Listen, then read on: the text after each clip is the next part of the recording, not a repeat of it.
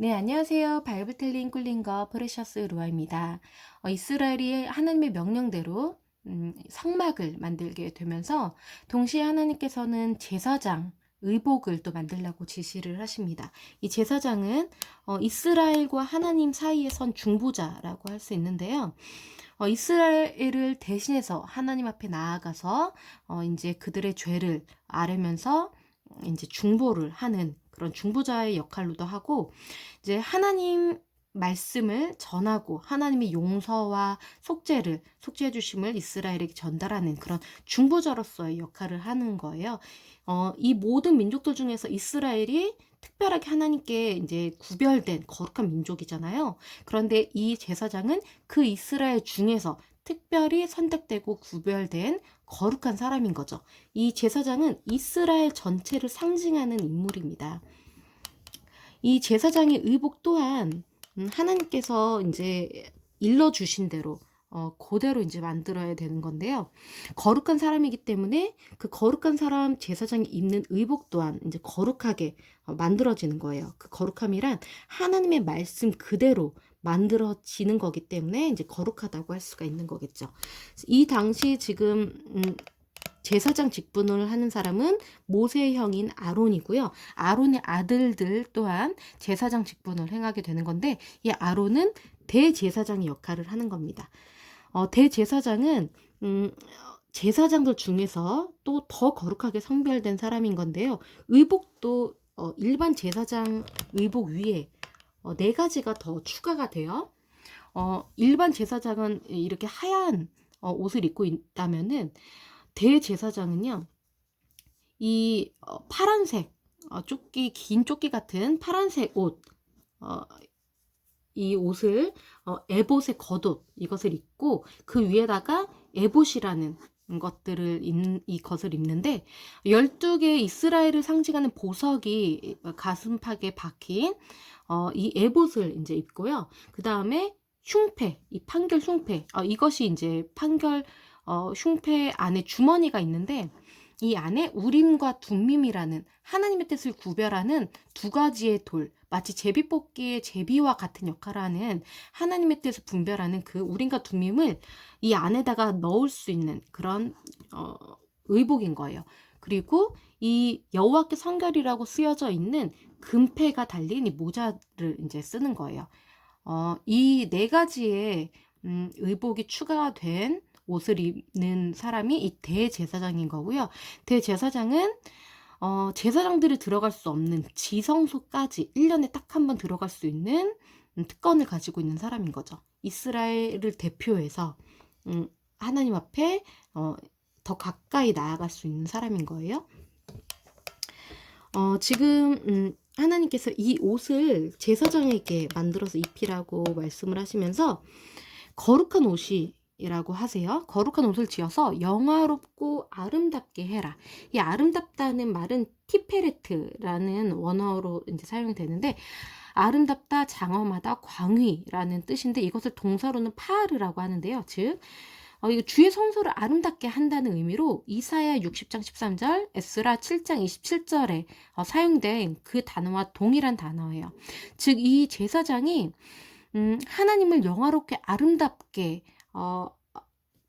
그 성소를 완성하는, 하나님의 성소를 아름답고 거룩하게 완성하는 그런 최종의 어떤 역할을 감당하는 사람이라는 거죠. 이 거룩한 옷을 만드는 사람은 거룩한 사람이어야 해요. 부정한 사람에게서 거룩함이 나올 수 없기 때문에 이 거룩한 옷, 성막을 제작하는 사람들은 거룩해야 되는데, 거룩한 사람의 특징은 그 안에 거룩하신 하나님 영이 들어간 사람인 거예요. 마음에 지혜가 있는 모든 자, 곧 내가 지혜로운 영, 성령, 하나님의 영으로 채운 자들에게 이것을 만들게끔 해라 라는 건데요. 이 지혜로운 영, 현명한 마음이라는 뜻이에요. 호크마, 지혜, 숙련되었다, 숙련된 기술, 능력, 이런 것들을 이제 동시에 함의하고 있는 그런 단어인데요. 이 모든 성막 제작과 이 기구들을 만드는 그 책임자가 브살렐이라는 사람인데, 성경에서 처음으로 성령 충만한 사람이다라고 표현되는 사람이 이 성막을 제작한 총괄 책임자 부살렐입니다. 이 성막을 인제 하나님께서 하나님의 영으로 채운 사람에게 인제 만들게끔 하시잖아요. 근데 나중에 이스라엘이 저 가나안 땅을 차지하고 왕정 시대가 시작돼서 솔로몬 왕이 처음으로 인제 성전, 이 성막이 더욱더 발전된 개념인 성전을 건물 성전을 인제 인제 만들게 되는데, 그때는 사람이 주도해서 사람의 제물로 만들게 되는 거고, 이스라엘 중에 거룩한 사람이 만든 성막과는 달리 이방의 건설자들, 이방의 기술자들을 채용해 가지고 강제 노역시키고 이스라엘 백성들도 착취해 가면서 긴 시간을 만들게 한 게 바로 솔로몬의 성전이거든요. 아주 화려하고 정말 크고 그렇지만 그 성전은 결국에 나중에는 이방 세력에 의해서 돌 하나의 돌도 남겨지지 않고 다 멸망하게 되죠. 하지만 이렇게 정말 사람의 눈에는 소박해 보이는 이 성막은 하나님의 영이 거하시는 곳이고, 하나님의 영으로 채운 자들에 의해서 하나님께서 직접 지휘하셔서 만들게끔 하신 거기 때문에 성전과는 비교할 수 없는 거룩한 처소가 된 것입니다. 지금 이 제사장은요, 성막을 제작할 때 사용되었던 재료들, 청색, 자색, 홍색 실, 예수님을 상징하는 색깔이라고 그때 지난 시간에 말씀드렸는데요. 가늘게 꼰배실로 만든 이런 것들은 지금 다 성막을 만들 때 사용된 재료들인데, 이 재료들을 가지고 고스란히 이 제사장 옷을 만드는데 또 사용을 합니다. 이것은 이 제사장이 하나님의 거룩한 처소인 성막의 일부라는 의미가 있어요.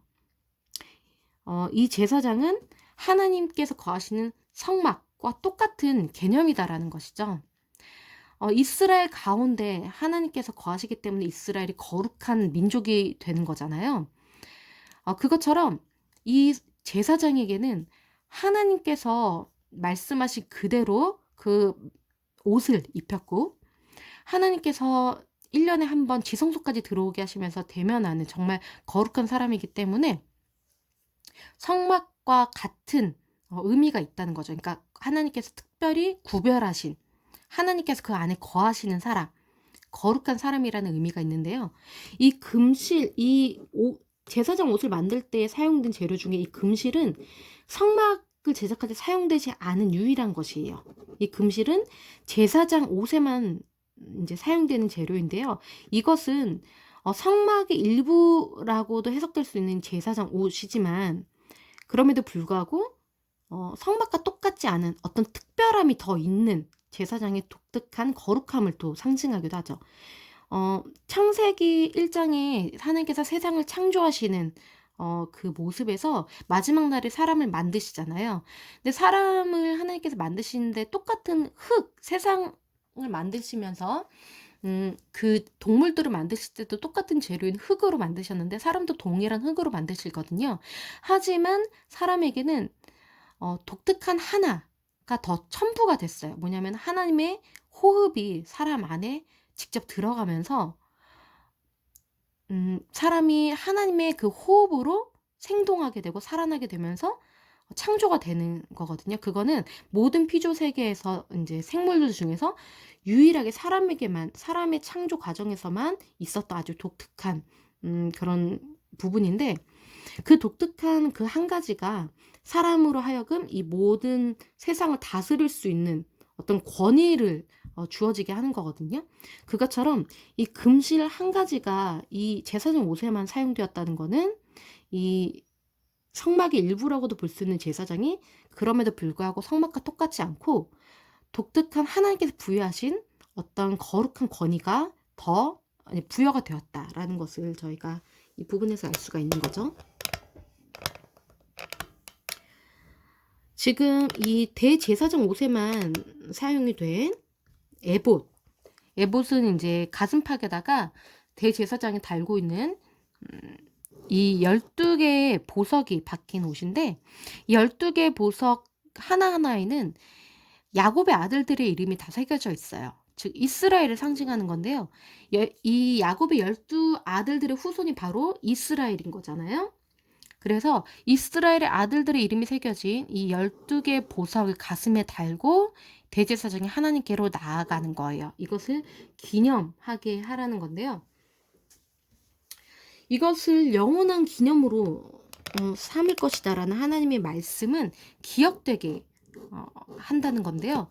하나님께서 기억을 하지 못하신다는 의미가 아니라 이 하나님과 이스라엘이 맺은 언약의 근거에서 이스라엘이 하나님 앞에 나아갈 수 있다는 거죠. 그러니까 지금 12개의 이스라엘의 이름을 가슴에 달고 하나님 앞에 나아가는 대제사장은 이스라엘 전체를 대표하는 한 사람이고, 이 하나님과 함께 맺은 언약을 가슴에 달고 하나님께 나아가면서 하나님, 우리는 하나님과 언약을 맺은 거룩한 하나님께 속한 백성이지 않습니까? 하면서 하나님과 매일매일 관계를 맺는다는 거죠. 그러니까 이렇게 영원히 맺은 언약을, 그 질서를 하나님께 나아가면서 상기시키는, 그러니까 내가 하나님께 나아갈 자격이 있지 않습니까? 하면서 계속해서 그 언약을 근거로 해서 하나님께 나아간다는 거죠. 하나님께 나아갈 수 있는 권리, 그것을 보증하는 행위라는 거예요. 언약. 하나님께서 이스라엘과 언약을 맺어주셨기 때문에 이것에 근거해서 하나님과 함께 관계를 맺어나갈 수가 있다는 거죠. 이 에봇 안에 이제 우림과 두밈이라는 그 두 가지의 그 돌이 있는데, 흠이 없다라는 의미가 있는 단어예요. 탐임, 순전하다. 이거는 하나님과 소통하는 어떤 도구인데, 하나님의 뜻을 분별할 때에 이것을 가지고 이제 분별을 할 수 있는 어떤 도구가 되는 거예요.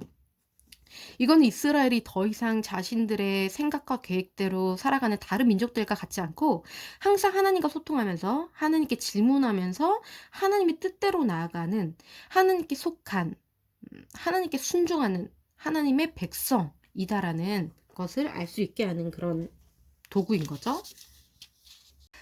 대제사장이 입는 이 에봇에 이제 받침 이 겉옷을 청색으로 하라고 하나님께서 말씀하셨고요.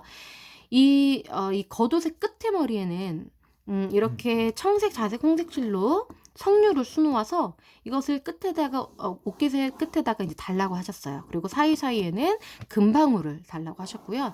그러면은 대제사장이 이제 들어가고 나올 때마다 소리가 들리잖아요. 마치 녹화하는 것처럼 하나님 앞으로 나아갈 때 이 소리가 들리는 거죠. 그리고 이제 순금으로 머리에, 이마에 여호와께 성결이라고 새긴 패를 항상 이제 관 전면에 달아야 되는 거예요. 마치 순금으로 만들어진 이 패는 성스러운 관처럼 항상 대제사장이 이마에 붙이고 있어야 되는 그런 거죠. 여호와께 성결, 하나님께 거룩하다는 그런 의미를 가진 것은 이스라엘의 정체성을 의미하기도 하죠. 이스라엘은 모든 민족 중에서 하나님께 속한, 하나님께 말씀을 받은, 하나님의 법을 받은, 하늘나라에 속한 그런 정말 거룩한 구별된 백성인 거잖아요.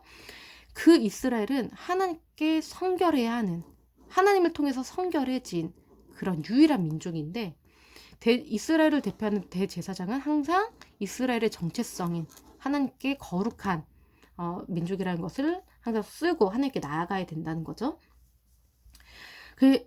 그래서 지금 대제사장이 이스라엘 자손이 하나님께 드리는 그 거룩한 성물, 그 제물을 관련된 죄책을 담당하게 해라.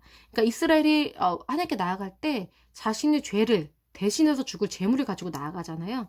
근데 그것을 이제 처리하는 대제사장은 이스라엘 백성들의 죄를 처리하는 역할을 하는 중보자의 역할인 거예요.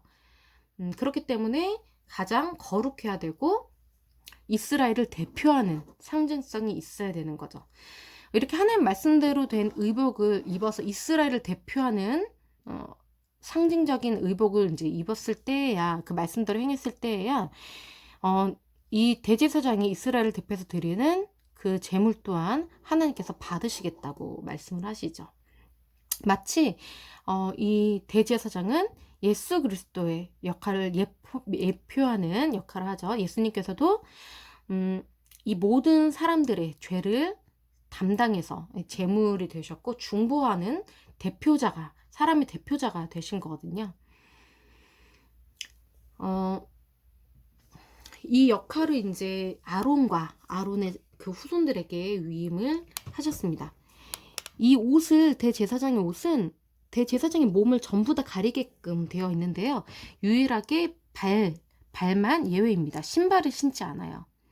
모세가 하나님을 처음 만났을 때에도 너의 발에 신을 벗으라라고 하셨고, 여호수아가 하나님의 사자를 만났을 때도 신을 벗으라고 이제 요구를 받았거든요. 신을 벗는다. 그러니까 내 몸에서 지금 가장 더러운 부분, 먼지가 묻어있는 부분이 이제 신발 바닥인 거잖아요.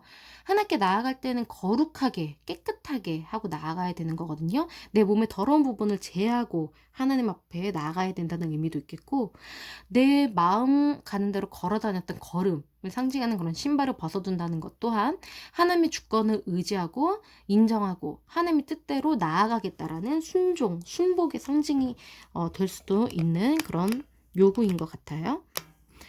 그리고 이제 이 제사장 위임식을 정식으로 진행하는데요. 이거는 이제 모세가 이제 이렇게 진행을 합니다. 제사장은 이스라엘을 대표해서 하나님께 나아가는 중보자이기 때문에 가장 거룩해야 돼요. 그런데 이 제사장도 죄가 있는 죄인이기 때문에 이스라엘 백성들의 죄를 대신해서 이제 이 역할을 감당하기 그 전에 자신의 죄부터 먼저 처리를 해야 되는 거거든요. 그래서 수송아지를 이제 이 제사장의 죄를 대신해서 이제 잡아야 돼요. 이 수송아지는 대제사장의 속죄, 이 위임식에 할 때 한 번 쓰이고요. 그리고 두 번째 사용되는 경우에는 이스라엘 전체 공동체의 속죄를 위해서 잡아야 되는 그 제물이 바로 이 수송아지예요. 이 두 가지 경우에는 수송아지를 사용을 합니다. 그래서 대제사장이 수송아지 머리 위에 안수를 하는데요. 이것은 이제 이 수송아지와 나를 동일시해서 내게 있는 죄, 그것을 내게 있는 죄 때문에 내가 죽어야 되지만 이제 이 수송아지가 나와 같은 존재가 되었기 때문에 이 수송아지가 내 죄를 대신해서 죽는다, 이런 의미로 안수를 하는 거고요. 그래서 이 수송아지를 잡고 그 피를 이 제단 뿔들에 바르고 그 피를 다 쏟으면서 이제 속죄 의식을 진행한 거죠. 이제 죄에서 정결하게 되는 거예요. 내가 흘려야 되는데 죄값 피를 이 수송아지가 대신 이제 흘려주는 거죠. 대신 죽어주는 거예요. 이렇게 하면서 이제 대제사장의 죄가 처리가 됐다고 하나님께서 인정을 해주시는 거죠. 이 수송아지와 함께 숫양, 그 다음에 또 다른 숫양, 그러니까 수송아지랑 숫양 두 마리가 이 위임식에 사용되는 거예요. 이것도 이제 숫양도 제물로 하나님께 바치고요. 그 다음에 다른 숫양도 바치면서 이것도 잡아서 이거는 아론과 아들들의 오른쪽 귓불이, 그 다음에 오른손, 그 다음에 오른발 엄지에 각각 세 군데에 바르는데요. 신체의 끝에다가 바른다는 특징이 있어요. 이거는 전체를 상징하는 거죠. 마치 그 애굽에서 10번째 재앙인 장자 재앙 때 이스라엘은 문지방에다가 어린 양의 피를 바르잖아요. 그것도 이스라엘 가정은 이제 그 자신의 죄를 대신해서 어린 양을 이제 잡아서 그 피를 대신 이제 장자의 피를 어린 양이 대신 흘리게 된 건데, 그 상징으로 그냥 그 집의 끝인 문지방에다가 이제 거기다가만 바르는데 하나님께서 이제 인정을 해주시는 거거든요. 그 전체를 상징하는 일부에다가 바른 거기 때문에 인정을 해주시는데, 마찬가지로 오른쪽 귓불이 오른손, 오른발, 엄지에다가 바르다는 거는 이 아론과 아들들에게 이 피를 전체 다 발랐다는 것을 상징하는 거죠. 그리고 귀, 손, 발에다가 발랐다는 것 또한 귀, 하나님의 말씀을 들어야 되는 귀, 그리고 손, 하나님을 섬겨야 되고 백성들을 섬겨야 되는 그 손, 그 다음에 발, 하나님과 함께 동행해야 되는, 하나님을 따라가야 하는 그 발, 이 내 몸을 전체를 거룩하게 하는 거죠. 그리고 옷에다가 전체에다가 뿌립니다. 그래서 아론과 아들들의 옷이 거룩하게 되었다고 인정을 받게 되는 거죠.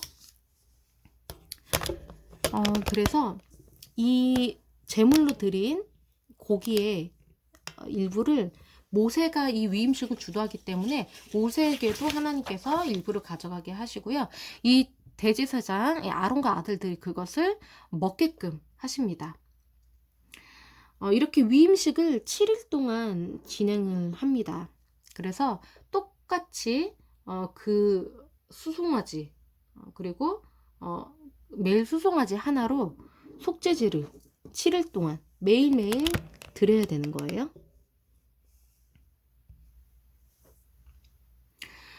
그러니까 제사장이 사람들을 보살피기 전에 하나님께서 제사장을 보살피셔야 되는 거예요. 그러니까 하나님의 말씀대로 제사장이 먼저 거룩하게 되어야 되는 거죠.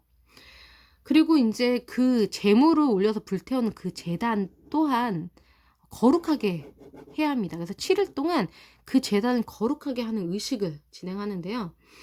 이 제단에 이제 백성들이 매일 제물을 가져와서 여기서 불태워지는 그 제물을 통해서 백성들이 거룩하게 되는 거거든요. 그러면은 백성들을 거룩하게 하는 수단인 이 제단이 거룩해야 되는 거예요. 부정한 곳에서 이제 그 거룩한 결과가 나올 수는 없는 거거든요. 이 하나님께서 거룩하다고 인정하신 이 제단에 이제 접촉하는 그 제물이 거룩한 제물이 되기 때문에 이 제물과 동일시되는 이 이스라엘 백성들이 거룩하다고 인정받을 수가 있게 되는 거죠. 거룩은 전이가 되는 거예요. 그러니까 예수님께서는 거룩하신 분이잖아요. 근데 부정한 혈루병 여인, 피를 흘리는 부정하다고 사람들이 다 기피하는 혈루병 여인이 예수님의 옷끝을 딱 터치했을 때, 잡았을 때 예수님의 거룩한 능력이 그 여인에게 전이가 돼서 그 여인이 거룩하게 회복이 되거든요. 그것처럼 하나님께서 거룩하다고 하신 거룩한 것에 접촉하는 모든 것이 백성들이 바치는 자신을 상징하는 제물이 이곳에 접촉됐을 때 거룩하게 되기 때문에 백성들도 거룩하게 된다라고 인정받게 된다는 겁니다. 자, 이제 이렇게 거룩하게 된 제사장은 드디어 백성들을 위해서 이제 거룩하게 이제 제사를 드려줄 수 있는 그런 중보적 역할을 감당할 수가 있게 됩니다. 매일매일 하나님께 나아가서 백성들을 위해서 하나님을 위해서 이렇게 중간 자리에서 역할을 감당하게 되는데요. 매일매일 어린 양 2마리 중 하나는 아침에 드리고 하나는 저녁에 드려야 돼요. 그러니까 매일매일 아침 저녁으로 어린 양을 1마리씩 하나님께 드리면서 이제 매일 예배를 아침 저녁으로 드린다고 생각을 하시면 돼요. 이 대제사장은 매일 아침 저녁으로 어린 양을 잡아야 되는 거예요. 그러니까 이 대제사장은 어떤 특권을 가지고 백성들을 위해 군림하는 권력자가 아니고 백성들을 위해서 봉사하는 종의 역할을 해주는 거예요. 매일 옷에 피를 묻혀야 되고요. 물두멍에서 손과 발을 씻혀야 되고요. 매일매일 성소에 들어가서 그 기름을 확인해야 되고 그 떡상에서 떡을 확인해야 되고 향을 피워야 되고 백성들을 위해서 백성들을 대표해서 하나님께 나아가서 하나님을 섬기고 백성들을 섬기는 가장 낮은 자리에 있는 그런 역할이 대제사장이라는 거고요. 가장 낮은 자리에서 섬기는 사람이기 때문에 가장 이스라엘 중에 거룩한 하나님과 가장 가까운 사람이라는 거죠. 그래서 하나님께서 말씀하십니다. 내가 거기서 너희와 만나고 너에게 말하리라. 내가 거기서 이스라엘 자손을 만날 것이다. 여호와 앞 회막문에서 매일 번제를 이제 드려라. 내가 내 영광으로 인해 회막이 거룩하게 될 것이다. 내가 제단을 거룩하게 할 것이다. 그러니까 하나님께서 거하시는 곳이기 때문에 하나님의 말씀대로 행했을 때 이것들이 거룩하게 돼서 이스라엘이 거룩하게 되는 거죠. 하나님께서는 매일매일 백성들 가운데서 사시겠다는 거예요. 그러기 위해서는 이스라엘이 매일매일 하나님의 말씀대로 행동을 해야 되는 거예요. 하나님과 매일매일 만나기 때문에 그 거룩이 전이가 돼서 이스라엘 백성들이 거룩하게 되는 거죠. 그 사이 그 가운데에는 대제사장이 하나님의 말씀을 이행하는 대제사장이 중간 역할을 해주고 있는 거고요. 그 중간 역할이라는 거는 하나님의 말씀을 이스라엘 대표해서 하나님의 말씀대로 매일매일 행동을 해야 되는 거예요. 그러니까 이 제사장의 하루는 아침 저녁으로 등잔을 돌보고 양을 드려야 되고 향을 태우면서 항상 하나님을 섬기고 백성들을 섬기는 그런 노동을 하는 존재가 바로 이 대제사장입니다. 이 분향단에 가서는 하나님 앞에 성소로 들어가서 분향단에서 이제 매일 이제 향을 피워야 되는데요. 이 분향단은 높이가 90cm 되고요. 그 다음에 45cm 정사각형이에요. 이 성소 안에, 그러니까 지성소 그 바로 앞에 위치한 이 분향단에서 아침마다 그 분향단 위에서 향기로운 향을 그냥 살아야 되는 거예요. 다른 향을 드리지 말며 하나님께서 말씀하신 그 향을 항상 드려야 되고, 여기에 다른 이방인들처럼 먹을 것, 번제, 소제, 그러니까 고기와 떡과 술 이런 것들을 드리는 게 아니에요. 이방인들은 자신들이 섬기는 그 신에게 먹을 것을 바치지만 그건 이방 종교이고, 하나님께서는 먹을 것을 필요로 하시는 분이 아니에요. 오히려 하늘에서 만나 먹을 것을 내려주시는, 자신의 백성들에게 먹을 것을 공급해 주시는 분이시지 자신의 백성들에게 먹을 것을 착취하시는 분이 아니죠. 단지 하나님께서는 이스라엘과 관계를 맺는 것을 원하시는 것 뿐인 거죠.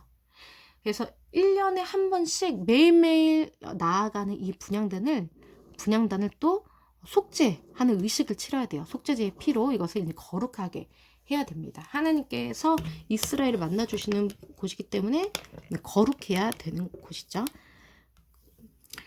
그래서 지금 이스라엘은 죄인으로서 마땅히 죽어야 될 그런 다른 이방인들과 우리들과 똑같은 존재지만 하나님께서 은혜로 이들을 살려주신 거잖아요. 그래서 성인이 되면은 20살 이상이 된 자마다 생명의 대가로 이제 세금과 같은 개념의 이제 속전을 한번 납부를 하는 겁니다. 그게 부자든 가난하든 목숨은 똑같기 때문에 동일한 반세계를 납부를 해야 되는 그런 부분이 있고요. 이것이 여호와 앞에서 이스라엘 자손의 기념이 될 것이다.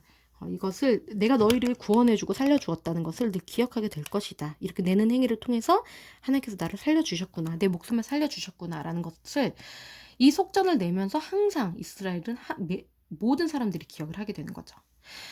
그리고 그 성소로 들어가기 전에 그 뜰 마당에 이제 두 가지가 있었잖아요. 번제단과 물두멍이 있었죠. 노수로 만든 물두멍인데요. 제사장들이 여기서 그러니까 회막에 들어가고 나올 때 항상 여기서 들어갈 때 씻는 것이에요. 들어갈 때 손과 발을 씻어야 되고요. 씻지 않으면은 죽게 돼요. 거룩하신 하나님께로 나아갈 때, 하나님께서 맡기신 일을 할 때, 하나님께서 거룩하다고 하시는 그 장소에 들어설 때 정결하게 자기 몸을 하는 것, 자기 마음을 정결하게 하는 것, 더 확대해서 해석을 하면은 자기를 깨끗하게 하는 것, 하나님께로 나갈 때 스스로 깨끗하게 하는 것은 필수다라는 것을 알 수가 있죠. 그래서 지금 하나님께로 나아갈 때 부정한 것은 나아갈 수가 없죠. 부정한 존재가 나아가면 바로 죽게 되는 건데요. 정결하고 부정한 것을 가늠하는 것은 하나님의 말씀을 지키는가 안 지키는가 이죠. 하나님의 말씀을 지키지 않으면 부정하게 돼서 하나님 앞으로 나가면 바로 죽게 되는 거죠. 대제사장이 만약에 부적절하게 하나님께서 지시하신 그 대속죄일이 아닌데 지성소로 들어가게 되면 죽는 거고요. 제사장도 만약에 대제사장이 옷을 입었다, 에봇을 입었다 하면은 죽는 거죠. 왜냐면 대제사장만 입을 수 있는 옷인데 일반 제사장이 입을 수 없는 옷을 입은 거니까 그럼 죽게 되는 거고요. 그리고 성막으로 들어갈 때 제사장이 씻지 않았다, 물도망에서 씻지 않았다 하면 죽는 거죠. 그리고 만약에 성막을 진입하기 전에 포도주, 독주를 먹었다든지 부적절하게 애곡을 했다든지 하나님의 요구를 불이행했다든지, 그러니까 이런 부분들에 있어서는 하나님의 말씀을 지키지 않은 거기 때문에 죽음의 대가가 있는 거고요. 레위인들 또한 만지면 안 되는 성물, 내게 이제 할당된 그 역할이 있잖아요. 제사장들, 레위인들이 이제 부류로 나눠져서 이제 자신들이 책임져야 되는 성물이 있는데, 내가 만지지 말아야 되는 그런 성물을 만졌다 하면은 죽게 되는 거고요. 보면 안 되는 거룩한 것을 보았다 하면은 죽게 되는 거고, 가면 안 되는 곳에 갔다 그러면은 죽게 되는 거죠. 그러니까 중요한 거는 하나님께서 말씀하신 그 틀 안에서 그 말씀을 지키면서 그 안에 있는 것이 순종하는 거고 언약 안에서 보호받는 거다라는 거죠. 관유와 향, 이것은 기름, 거룩한 기름을 만들게 하셔서요. 하나님께서 회막, 증거계 이런 거룩한 성물들에다가 다 바르게 하세요. 그래서 다른 물건들과 구별된 거룩한 것으로 구별을 하는 의식인 거죠. 이 관유도 그냥 일반적인 다른 기름들과 같지 않고 하나님께서 만들라고 하신 그대로 만든 독특한 거룩한 관유예요. 이것은 다른 사람들이 이것과 똑같은 제조 방법으로 만들 수가 없어요. 이 관유를 똑같이 그 제조법대로 만드는 사람은 죽게 되는 거죠. 이 이스라엘 중에서 끊어지게 되는 거예요. 이거는 하나님께만 속한 기름이고 하나님께만 속한 향이에요. 그래서 이거를 이것만 하나님께 바칠 수가 있는 거죠. 거룩한 관유와 향인 거예요. 하나님께서 이 모든 성막과 성물, 제사장의 옷 이런 것들을 이제 제작하게 하시기 위해서 아까 거룩한 사람을 거룩하게 이제 구별하신 사람을 지정하셨다고 말씀드렸잖아요. 그 대표자가 이 모든 성막 제작하는 거에 책임자가 바로 부살렐이라고 아까 말씀드렸는데 이 사람 하나님께서 지명하고 부르셔서 하나님의 영을 충만하게 하셨다고 했죠. 아까 지혜로 충만하게 하셨다고 했는데 지혜와 총명과 지식 여러 가지 재주로 이 일들을 다 이루게 하셨어요.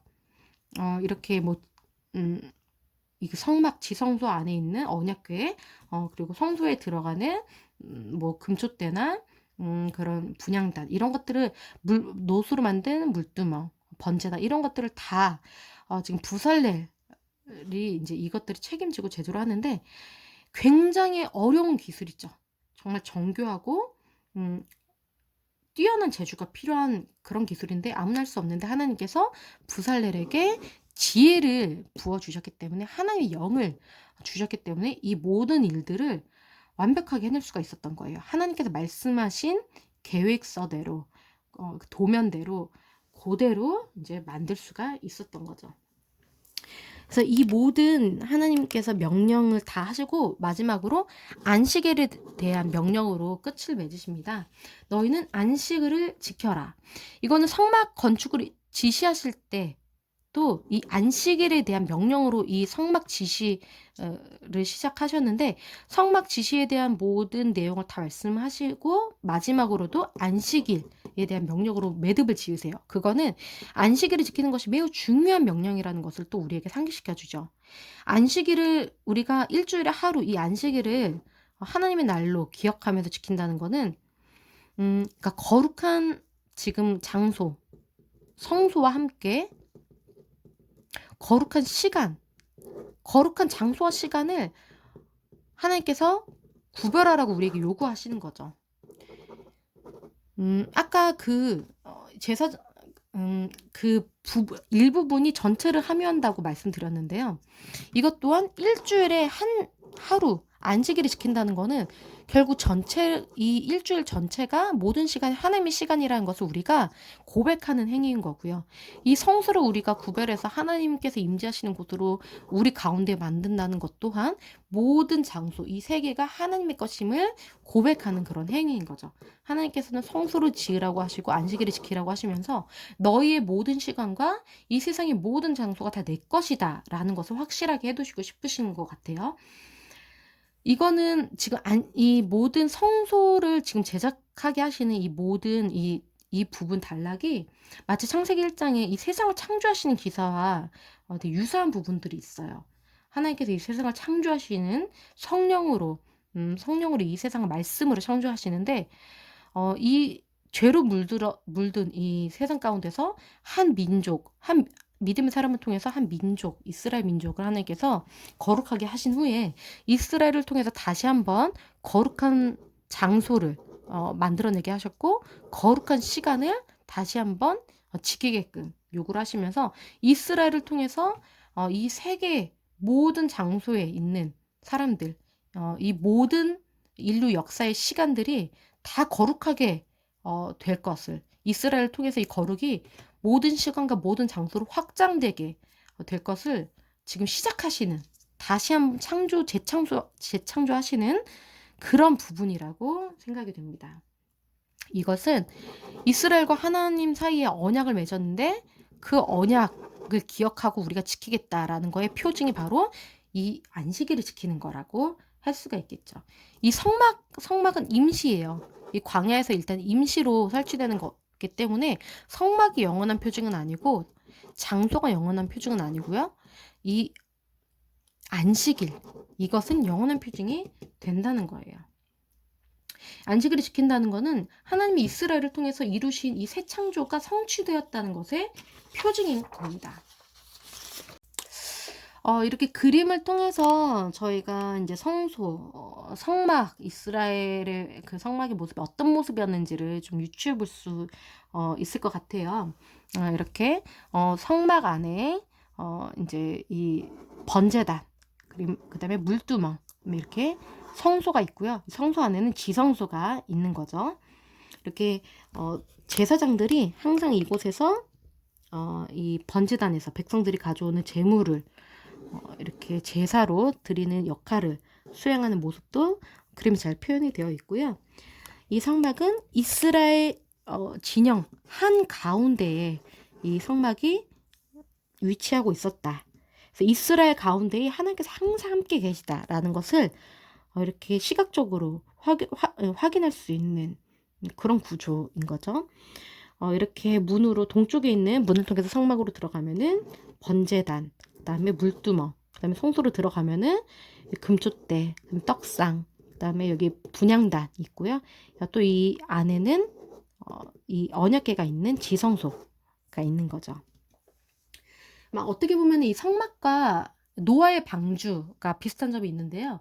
그러니까 하나님의 말씀을 그대로 이행을 해서 만들어낸 어떤 그런 거룩한 장소. 라고 할 수가 있죠. 이 성막도 그렇고 노아도 하나님의 말씀하신 그 크기, 그다음에 그 설계도 그대로 만든 게 바로 노아의 방주인 거거든요. 하나님의 말씀하신 그대로 구현해낸 거죠. 그것은 이제 혼돈의 물 가운데에서 구원 받을 수 있는 어떤 공간이 되었던 것처럼 이 성소도 이 죄악으로 물든 민족들, 이 세상 가운데에서 하나님께서 구원을 시작하시는 이스라엘, 어떻게 보면은 이 구원을 상징하는 하나님이 임재하시는 그런 구원을 상징하는 어떤 장소라고 할 수가 있는 거죠. 즉 무질서 속에 질서가 있는 곳. 처음에 하나님께서 세상을 창조하시기 전에 혼돈하고 공허하다고 표현이 되어 있잖아요. 근데 성령께서 그 위에 운행하셨는데 하나님의 말씀으로 이 세상을 질서 있게 창조를 하신 거예요. 노아의 시대 때도 혼돈하고 죄를 통해서 무질서하게 변했는데 하나님께서 다시 한번 그 노아의 후손을 통해서 다시 한번 새 창조, 새롭게 이제 하나님 말씀으로 세상을 시작하게 하셨는데 다시 죄로 물든 세상 가운데서 이 이스라엘에게 하나님의 말씀을 다시 주시면서 질서가 있는 하나님의 말씀을 그대로 구현되는 것이 질서가 있는 것인 거거든요. 이 무질서인 세상 속에서 이스라엘을 통해서 다시 하나님의 법을 이 세상 가운데 세우시기 시작을 한 거죠. 그러니까 본래 하나님께서 세상을 창조하실 때 처음 의도, 하나님의 뜻이 이루어지는 그 세상, 그 목적대로 다시 회복하기 시작하시는 거예요. 그래서 이스라엘로부터 시작된 하나님의 거룩이 세상 다른 모든 민족들에게로 확산되어 가기 시작을 하는 거죠. 이렇게 이 성막은 눈에 보이지 않으시는 하나님이 이 백성들에게는 이제 오감으로, 시각적으로, 청각적으로, 후각적으로, 촉각적으로 이 모든 오감으로 하나님의 임재하심, 살아계심을 느낄 수 있는 것이 바로 이 성소였고 이스라엘은 매일매일 하나님을 이 성막을 통해서 느낄 수가 있었던 거죠. 창세기 1장의 천지창조와 이 성막 제작, 이스라엘의 성막과 지성소 이 부분이 제작하는 부분이 굉장히 유사한 점이 많다. 하나님께서 세상을 창조하실 때 그 목적과 이스라엘을 통해서 재창조, 하나님의 뜻이 이 세상 가운데 이루어지기 위해서 다시 한번 하나님께서 일을 시작하시는 그 창조의 시작으로서의 개념이 일맥상통한다는 것을 저희가 알 수가 있죠. 똑같이 이 말씀드렸던 것처럼 세상을 창조하시는 것과 이것이 유사한 것 중에 그 근거로서의 하나도 안식일로 이 모든 기사가 마무리되고 있다는 게 천지창조 기사도 하나님께서 안식하셨다. 7일째 되는 날에 쉬셨다. 그것과 이 모든 성막 제작에 대한 기사도 안식일을 지켜라라고 말씀하셨다 하면서 마무리가 되잖아요. 이렇게 지금 하나님께서 이스라엘 가운데로 들어오셨다는 것은 이스라엘과 함께 사시기 시작하셨다는 건데, 처음에 시내산에서 하나님께서 모세를 통해서 이스라엘과 만나셨잖아요. 고대 근동의 신들의 전형적인 주거지가 바로 산이었는데, 하나님께서는 산에서 처음에 모세와 이스라엘과 만나셔서 언약을 맺어주셨지만 산에 머무르지 않으시고 이스라엘 가운데로 들어오셔서 이스라엘이랑 같이 살기를 원하셨다는 거예요.